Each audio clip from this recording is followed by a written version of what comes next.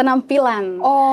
Di notice juga ternyata. Iya, betul. Persoalan penampilan itu penuh pro dan kontra menurut saya karena sejujurnya saya penampilan saya belum bisa menjadi seperti Korea pada umumnya di luaran sana yang mungkin pakaiannya yang sering tertutup apa dan sebagainya. Minta maaf, saya tidak seperti itu. Saya belum bisa seperti itu. Ada kebanggaan tersendiri lah menjadi seorang Korea karena menurut saya kelebihan-kelebihan seperti ini tidak mudah dan tidak semua orang diberkati. Iya, betul sekali. Seperti ini, Masya Allah. Ya, Masya Allah. Wakilaya amudu bala'ima aki wa ya samai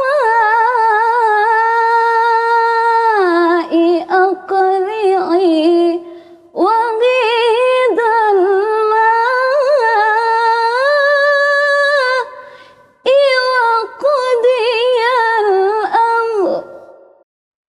Assalamualaikum warahmatullahi wabarakatuh. Halo seluruh pemirsa Berita Kota Makassar. Kembali lagi bersama saya Rahma di kanal YouTube Berita Kota Makassar atau BKM News. Satu informasi 4 media bisa dibaca, bisa didengar, dan tentunya bisa ditonton pemirsa. Hari ini di Ruang Rahma mencari ruang inspirasi dan prestasi. Lagi-lagi saya kembali dengan membawakan narasumber yang sangat luar biasa. Seorang perempuan dengan julukan seorang Korea yang memang baru-baru kali ini dia mengikuti lomba di tingkat provinsi, yaitu lomba MTQ ya. Iya. STQ namanya istilahnya kalau di tingkat dewasa mungkin. Oke. Hari ini tentunya tak kenal maka tak sayang, langsung saja saya sapa Kak Reni. Assalamualaikum Kak Reni. Waalaikumsalam Kak Rahma. Masya Allah, memang kelihatan ya penampakan seorang Korea seperti ini. Gimana Kak hari ini? Diharuskan seperti itu ya. Oke, gimana hari ini Kak? Alhamdulillah sehat. Sehat, aktivitasnya lancar? Alhamdulillah. Alhamdulillah ya, Masya Allah. Seorang Korea baru-baru balik dari Masamba atau Luwu ya. Masih ada bau-bau dari Masamba ini Kak? Sedikit. Masih hangat-hangat ya? Iya, kapan kembalinya? Di tanggal 17 kemarin. Tanggal 17 kemarin. Berangkatnya tanggal? 11. Berarti kurang lebih 7 hari di sana. Itu dalam rangkaian 7 hari itu lomba terus? Tidak kan, dari setiap cabang lomba itu harinya itu beda-beda. Kayak saya itu misalnya pembukaan di hari ini, semua peserta itu tidak langsung lomba pada saat besoknya. Ada waktunya, kapan. Ditentukannya. Tapi mungkin dicepatkan ke sana biar lebih beradaptasi di lokasinya. Oke, Kak Reni. Tapi sepertinya kalau saya hanya memperkenalkan seorang Korea, orang-orang tidak akan tahu siapa sih ini Kak Reni ya, yang muncul di Berita Kota Makassar. Boleh dong Kak Reni memperkenalkan diri langsung, siapa nama lengkapnya, asalnya dari mana. Kalau mungkin jomblo boleh disebutkan jomblo atau gimana gitu ya. Silakan Kak Reni, kameranya di sini. Oke, terima kasih. Sejujurnya saya merasa terhormat diundang di salah satu acara Berita Kota Makassar di Sulawesi Selatan. Perkenalkan, saya Reni Anggraini, kerap disapa Reni. Saya berasal dari Kabupaten Jeneponto, tepatnya di Desa Tino, perbatasan Bantaeng. Jeneponto Karaeng ya? Karaeng. Umurnya berapa Kak? Itu kalau sensitif gak usah di sudah ada pacarnya belum? Iya. Mungkin ya tidak usah di ini. Nggak usah dipublish ya. Sembunyi-sembunyi aja. Barangkali ada di belakang layar ya. Oke Kak Reni, asalnya dari Jeneponto ya. Jeneponto. Tapi kemarin lombanya di Masamba. Saya mau deh Kak Reni, saya mau mendengar Kak Reni itu menjadi seorang Korea berawal dari mana gitu? Apakah pada saat SMA atau justru saat mahasiswa atau gimana tuh ceritanya Kak Reni? Oh iya, kalau misalnya persoalan cerita pada saat saya memulai karir Korea itu dari mana, sejak kapan, mungkin di podcast kali ini tidak cukup ya waktunya, jadi kita persingkat saja.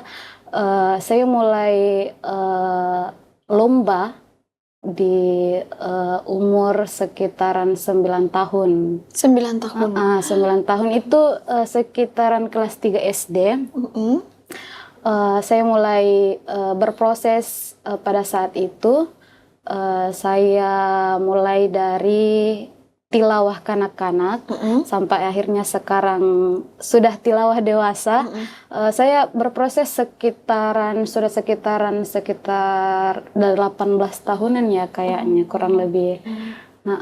Jadi prosesnya itu ya jelas tidak gampang untuk pasti. bisa sampai pada saat ini, dan prosesnya juga itu ya betul-betul dimulai dari nol, yang dimana bacaannya mulai dari alif sampai akhirnya kita bisa melantungkan ayat suci Al-Quran dengan bacaan yang benar, gitu ya. benar dan baik begitu. Oke. Umur 9 tahun saya di situ masih ngapain ya? Umur 9 tahun saya masih 2009 pada saat itu ya. Saya ya. pertama kali ke STQ tingkat provinsi itu di Kabupaten Bulukumba. Sudah pernah lagi sebelumnya. Kelas dimulai dari itu. Kelas 9. Sudah langsung ke tingkat provinsi pada saat itu. Alhamdulillah. Karena kebetulan pada saat itu saya juga lolos di seleksi tingkat kabupaten, makanya saya di-up lagi ke tingkat provinsinya. Oke. Jadi memang punya basic untuk suara yang merdu gitu ya. Iya. Kalau persoalan itu kita awalnya tidak tahu ya kita mau kemana, kita mau jadi apa selanjutnya. Kita tidak tahu apakah kita ini bakalan bisa jadi seperti ini. Suara yang bagus itu tidak menentukan bahwasanya kita bisa menjadi seorang qori atau qori'ah. Maksudnya tergantung dari proses yang kita jalani bagaimana ya. Tapi akhirnya Kak Reni tahu bahwa Kak Reni ini bisa itu pada saat lomba apa atau proses apa? Oh tidak, saya sebelum masuk ke lomba-lomba itu awalnya di TPA dulu. Oke. Saya TPA itu sekitaran saya mulai masuk SD kelas 1 SD dan saya mulai juga masuk di TPA yang kebetulan ada di kampung dekat rumah. Saya berproses di sana, betul-betul saya belajar di sana, dan sama sekali saya tidak menyangka bahwasanya belajar di sana itu bisa membawa saya sejauh ini sampai sekarang. Sampai sekarang ya. Tapi tidak bosan-bosan nih ikut terus. Iya, karena yang seperti ini menjadi qori atau qori'ah dan sebagainya, suatu kelebihan ya? Iya, suatu kelebihan, dan tidak bisa, prosesnya itu tidak akan bisa berakhir sampai kapanpun, karena setiap tahun ke tahunnya itu betul-betul selalu ada saja yang melibatkan qori'ah dan qori'ah gitu. Oke, tapi saya ramal, saya tebak ini Kak Reni itu dari jurusan sastra Arab mungkin pada saat kuliah. Atau dari jurusan apa? Itu dia, jurusanku itu penuh dengan kontra.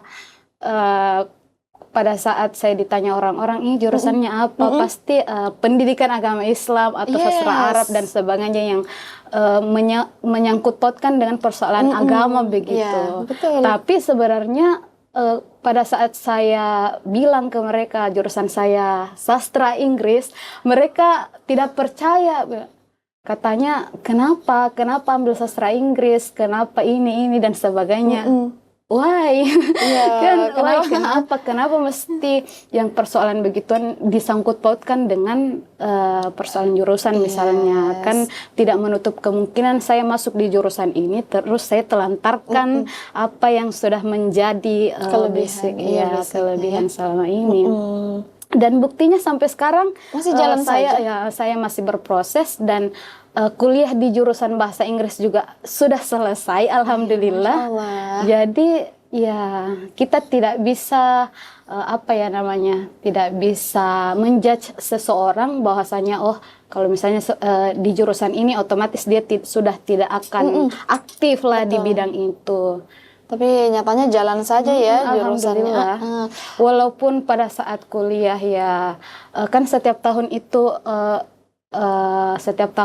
saya selalu ikut-ikut lomba seperti ini, dan alhamdulillah dosen-dosen apa dan sebagainya dia cukup paham lah. Kalau misalnya saya mohon izin, ya alhamdulillah dia mengerti, dia bisa pahami karena menurutnya mereka juga ini termasuk event-event yang luar biasa ya menurutnya mereka. Jadi makanya mereka izinkan dan alhamdulillah juga bisa selesai. Dan bagi waktunya itu betul-betul ya. Pahamlah seorang mahasiswa gimana ya kalau ada lagi kegiatan yang distraknya di luar kendali kita, aduh. Untuk manajemen waktunya itu agak susah gitu mungkin ya. Tapi kalau dari Kak Reni sendiri tantangannya menjadi seorang qori'ah itu apa sih sebagai seorang perempuan gitu? Oke, jadi tantangan menjadi seorang qori'ah sebenarnya banyak di luar sana itu yang katanya enak ya jadi Reni, enak ya begini, kelebihannya seperti ini. Tapi lagi-lagi saya sering berkata dengan orang yang mengucap seperti itu, bahwasanya tidak seenak itu sebenarnya, banyak up and down-nya yang saya hadapi sampai saat ini. Misalnya mungkin ekspektasinya orang-orang pada saat saya mengikuti lomba, entah itu di tingkat kabupaten atau provinsi, banyak ekspektasi yang terlalu tinggi yang mungkin akan membebankan kepada saya. Selalu membebankan, dan pada saat saya gagal di salah satu event ini kan bukan kesalahan saya toh, bukan kesalahan saya, dan orang inilah yang kecewa sama perkataannya sendiri, ekspektasinya sendiri yang terlalu tinggi. Seperti itu. Terlalu menjalankan karena kita kan cuman menjalankan apa yang ditugaskan sama kita, tapi persoalan takdir kita tidak tahu. Sehebat apapun kita tidak bisa menentukan bahwasanya saya bisa lolos di babak ini, saya bisa lolos di ini, tapi ya qadarullah ya, tetap berprasangka, berusaha semaksimal mungkin. Ya persoalan kita menang atau tidaknya itu bukan urusan kitanya, di luar kendali kita ya. Di luar kendali kita. Tapi ada mungkin satu contoh ekspektasi orang yang ditanamkan ke Kak Reni sendiri yang mungkin Kak Reni merasa, aduh berat ku tanggung ini semua. Betul. Apa itu? Ya misalnya saya lomba di tingkat kabupaten, banyak yang misalnya ya, saya kan setiap tahun alhamdulillah saya sering juara di tingkat kabupaten itu. Dan otomatis kan ekspektasinya orang-orang pada saat saya ikut event selanjutnya, saya pasti akan juara lagi. Nah, dan itu yang sangat-sangat jadi beban kepada seorang qori dan qori'ah di luaran sana.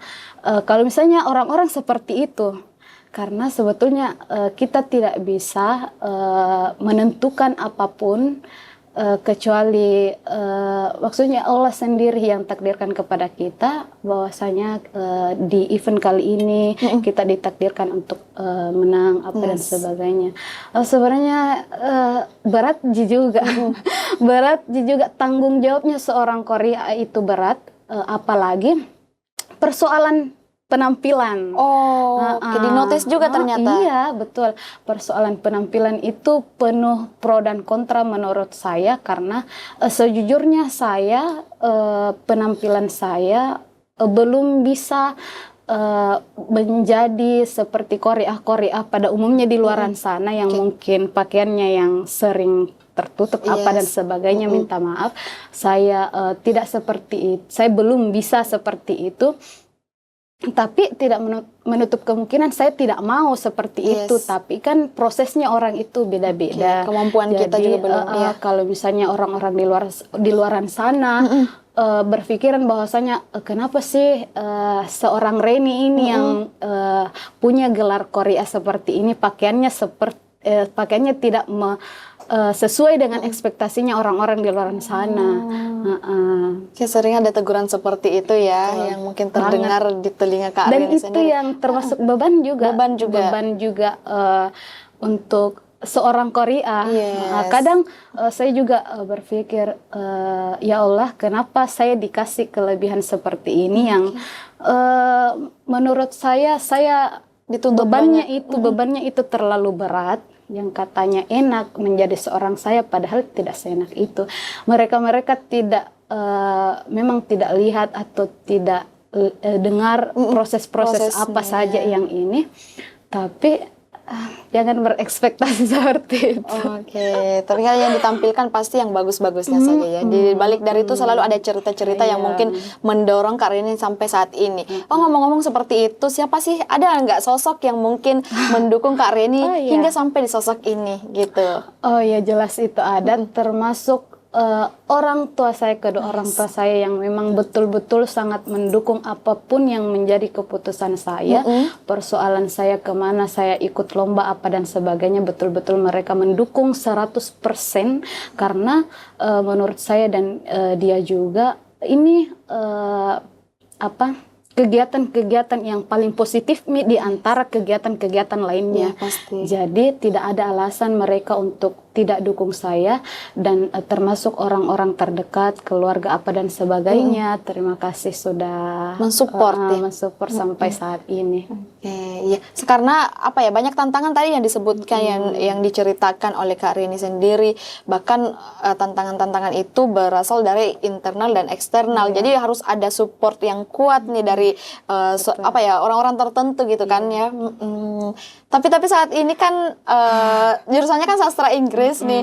Tapi sampai saat ini masih menjalani profesi lah, mungkin saya katakan sebagai seorang Korea ya. Gimana rasanya? Ya, rasanya itu kayak kalau misalnya kita ditanya jurusan apa, lulusan apa, titelnya apa, saya dari jurusan sastra Inggris, terus titelnya seperti ini. Apa itu?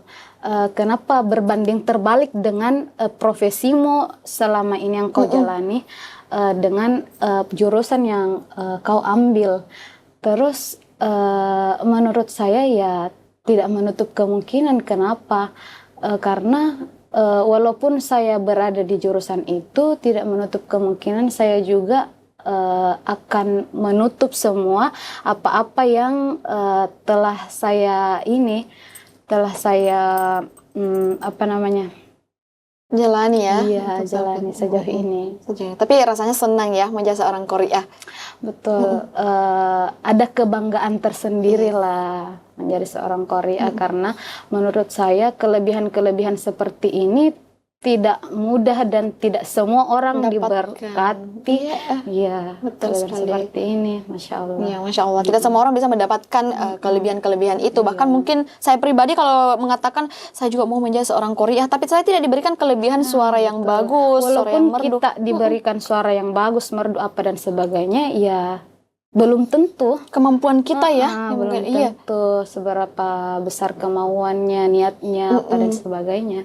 Oke, kalau dari versi Kak Reni sendiri, sebagai seorang Korea, apa yang perlu kita persiapkan ketika kita mungkin punya ambisi untuk menjadi seorang Korea juga nih, sebagai seorang perempuan gitu? Sebenarnya persiapan menjadi seorang Korea itu ya tentunya belajar betul-betul mulai dari nol, yang bagaimana basic-basicnya pelajarannya itu seperti belajar tajwid, lagu apa dan sebagainya. Itu betul-betul butuh persiapan, butuh waktu yang panjang, dan pada saat ini pun saya masih dalam berproses, betul-betul masih dalam berproses, karena saya cuman satu orang perwakilan mungkin dari banyaknya seorang Korea hebat di khususnya Sulawesi Selatan. Saya cuman maksudnya secuil lah dari mereka yang hebat-hebat. Saya cuman mewakili bagaimana sih enaknya up and down-nya selama menjadi Korea. Iya. Oke, tapi dari Kak Reni sendiri kan walaupun seperti itu ya, banyak tantangan yang harus kita lewati, banyak pelajaran khusus yang mungkin untuk sampai ke tahap itu, tapi tetap itu semua orang bisa menjalani, atau dari Kak Reni orang-orang tertentu saja? Oh iya, jelas. orang-orang tertentu saja, dan menurut saya orang-orang ini ya termasuk orang-orang pilihan juga, karena tidak semua kan orang-orang bisa seperti ini ya, yang walaupun kayak kakaknya tadi bilang kita punya suara merdu apa dan sebagainya, tapi belum tentu suara itu akan membawa kita ke menjadi seorang Korea.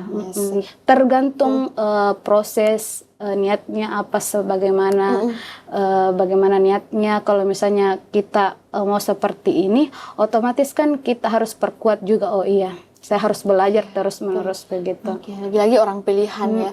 Tapi seorang Korea itu menghafal atau ada tidak juga ya? Kalau seorang Korea itu bukan mereka tidak dibiarkan untuk menghafal, akan tetapi memang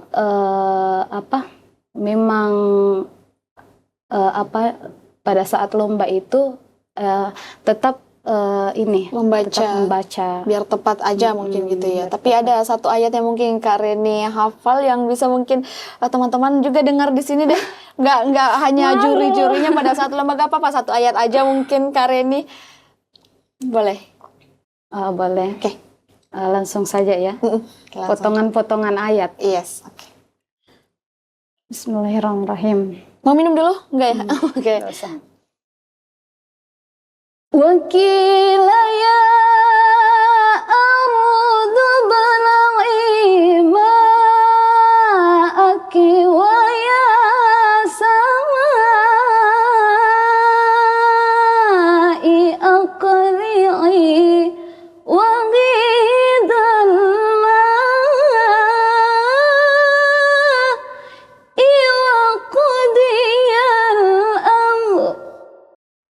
Oke, itu saya. Wah, keren ya. Tapi itu kalau ada potongan-potongan nafas seperti itu memang teknisnya seperti itu. Enggak, sebenarnya tidak bisa di dalam Korea itu, sangat-sangat haram, apalagi pada saat lomba. Cuman pada saat ini saya betul-betul nervous mungkin. Tiba-tiba juga. Iya. Oke. Makanya saya ini nervous sedikit ya. Harus perlu latihan juga ternyata untuk seorang Korea seperti itu.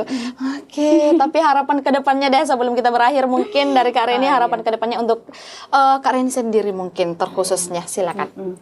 Mungkin harapan saya pada saat ini saya bisa lebih lagi dari apa yang sekarang saya sudah dapat. Saya berharap saya bisa lebih baik ke depannya. Saya lebih bisa membanggakan orang-orang di sekitaran saya, terutama orang tua saya, keluarga saya. Saya mau apa yang saya dapat saat ini bisa menjadi kebanggaan tersendiri untuk saya pribadi, dan mungkin untuk masa depan saya, entah itu pasangan saya atau kalau misalnya saya sudah punya anak, dia juga bisa merasa bangga lah terhadap orang tuanya. Oh ya, seperti ini, alhamdulillah. Otomatis kan ada kebanggaan tersendiri juga.